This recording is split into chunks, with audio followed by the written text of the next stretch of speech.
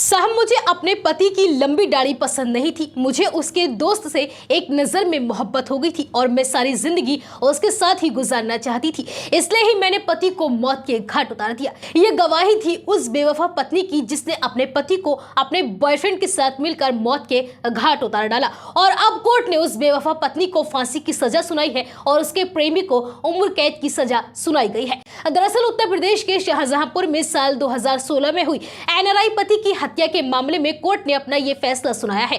NRI पत्नी को फांसी की सजा सुनाई गई है और इसी के साथ कोर्ट ने पत्नी के प्रेमी को भी आजीवन कारावास की सजा सुनाई है। आपको बता दें कि इस केस में जो इस पत्नी ने अपने प्रेमी के साथ मिलकर किया, उसे सुनकर आपका भी दिल दहल जाएगा। दरअसल ये पूरा मामला 1 सितंबर 2016 के दिन का है। थाना बांडा क्षेत्र के बसंतापुर गांव के बाहर फार्म हाउस में एनआरआई सुखजीत की खून से लथपथ लाश मिली थी। इसके अलावा 2 पालतू कुत्तों को भी जहर देकर मारा गया था। इस मामले में पुलिस ने शख्स की पत्नी रमनदीप कौर और उसके प्रेमी गुरप्रीत उर्फ बिट्टू को गिरफ्तार किया था।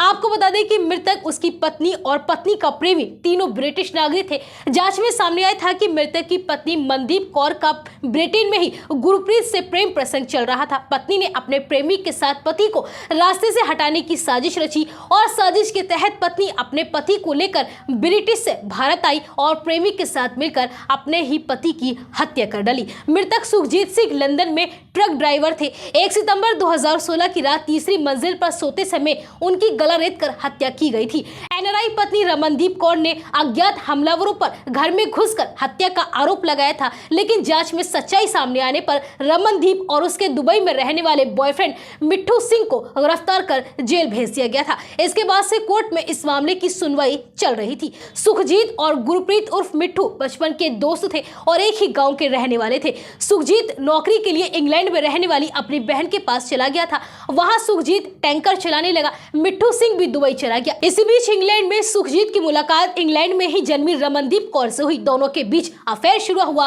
और बाद में दोनों ने शादी रचा ली। हालांकि शादी से रमनदीप के परिजन खुश नहीं थे। इसके बाद सुखजीत और रमनदीप दुबई घूमने गए। यहाँ दोनों की मुलाकात मिट्ठू सिंह से हुई। दुबई में सुखजीत और रमनदीप करीब 6 से 7 दिन रहे। इस बीच रमनदीप और दोस्त मिट्ठू सिंह की अच्छी दोस्ती हो गई। इसके बाद मिट्ठू भी इंग्लैंड आने जाने लगा। रमनदीप और मिट्ठू के बीच इस बीच अफेयर शुरू हो गया। सुखजीत को इसका शक हुआ और उसने अपनी पत्नी पर नजर रखने शुरू कर दी। रमनदीप ने प्रेमी मिट्ठू को सुखजीत को अफेयर के बारे में पता चलने का बताया और कुछ दिन दूर रहने को कहा ताकि सुखजीत का शक दूर हो सके, लेकिन ऐसा नहीं हुआ। सुखजीत का शक बढ़ता ही जा रहा था और घर में दिक्कतें बढ़ने लगी, जिसके बाद मिट्ठू और रमनदीप ने सुखजीत को रास्ते से हटाने की साजिश रची। मिट्ठू चोरी से इंग्लैंड गया और फिर वापस दुबई लौट गया। कुछ दिन बाद रमनदीप ने पति सुखजीत से दुबई घूमने जाने के लिए कहा। पत्नी की खुशी के लिए सुखजीत दुबई जाने के लिए तैयार हो गया। दुबई में ये लोग होटल में रुके। मिट्ठू भी उन लोगों के साथ वहां मिलने के लिए आता था। दुबई में ही रमन और सुखजीत ने भारत आने का प्लान बनाया और इसके बाद मिट्ठू भी 15 दिन के लिए उनके साथ भारत आ गया। भारत में अपने घर आने के बाद सुखजीत और मिट्ठू मिला करते थे। रमन भी उनके साथ रहती थी। 15 दिन बीतने के बाद मिट्ठू दुबई जाने के कहने लगा। मिट्ठू ने सुखजीत को खुद को एयरपोर्ट तक छोड़ने के लिए कहा। सुखजीत के साथ पत्नी रमनदीप भी उसको छोड़ने के लिए गई और कार से तीनों एयरपोर्ट के लिए निकल गए। मिट्ठू को एयरपोर्ट छोड़ने के बाद रमन और सुखजीत वापस अपने घर लौट रहे थे। कार सुखजीत चला रहा था। रमन उसकी सीट में बगल पे बैठी हुई थी। तभी एक सुनसान जगह पर पत्नी रमनदीप ने पति सुखजीत पर चाकू से हमला कर दिया, लेकिन सुखजीत ने किसी तरह अपनी जान बचा ली। इसके बाद रमन रोने लगी और अपने पति सुखजीत से माफी मांगी और फिर दोनों किसी तरह अपने घर पहुंच गए।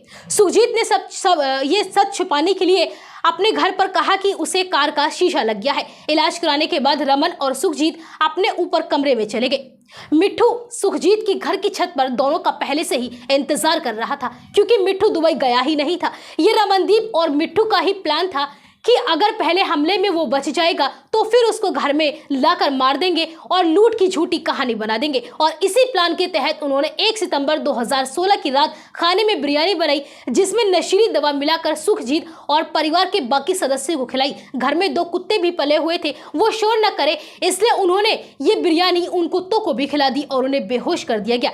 इसके बाद छत पर बच्चों के साथ अलग कमरे में सो रहे सुखजीत की गला रेत कर बेरहमी से हत्या कर दी गई। मिट्ठू ने सुखजीत के सिर पर हथौड़े से वार किए। सुबह जब घर वालों को होश आया तो रमनदीप ने शोर मचाया और कहा कि कोई छत से चढ़कर आया और पति सुखजीत की हत्या करके भाग गया। इस घटने का खुलासा पुलिस ने एक दिन के बाद ही कर दिया था। पुलिस ने शक के आधार पर रमनदीप को मौके से गिरफ्तार कर लिया था और इसके बाद उससे सख्ती से पूछताछ की गई, जिसके बाद उसने अपना जुर्म कबूल कर लिया। इसके बाद मिट्ठू को भी एयरपोर्ट जाने वाले रास्ते से गिरफ्तार कर लिया गया था। पुलिस पूछताछ में एनआरआई पत्नी ने बताया कि इंग्लैंड और दुबई के मुकाबले भारत की कानून व्यवस्था काफी कमजोर है, इसलिए हम दोनों ने उसे भारत लाकर मारा। पत्नी ने बताया कि मुझे अपने पति की दाढ़ी पसंद नहीं थी और मैं उसके साथ रहना भी नहीं चाहती थी और उसकी प्रॉपर्टी चाहती थी, इसलिए उसे रास्ते से हटा दिया। हैरानी वाली बात यह है कि इस हत्याकांड में अहम कड़ी सुखजीत सिंह का 9 साल का बेटा बना, जिसने उस रात वो नशीली बिरयानी नहीं खाई थी और वो उसी कमरे में सो रहा था जिस कमरे में उसके पिता सुखप्रीत थे। मासूम बेटे ने चादर के अंदर से ही अपनी मां को पिता की हत्या करते हुए देखा था। उसने खौफनाक मंजर देखा और डर कर चादर ओढ़कर चुपचाप लेटा रहा। उस दौरान पुलिस लूट और हत्या की जाल में फंस गई थी, लेकिन पुलिस अधिकारियों ने बच्ची की गवाही से इस हत्याकांड का खुलासा कर दिया और परिवार को इंसाफ दिलाया। और अब कोर्ट ने 7 साल के बाद आरोपी पत्नी को फांसी और उसके प्रेमी को उम्र कैद की सजा सुनाई है।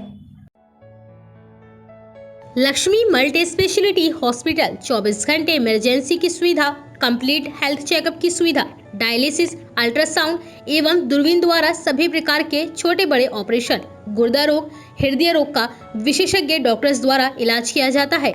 स्त्री रोग विशेषज्ञ। हमारा पता है गंगानगर, बुलंदशहर।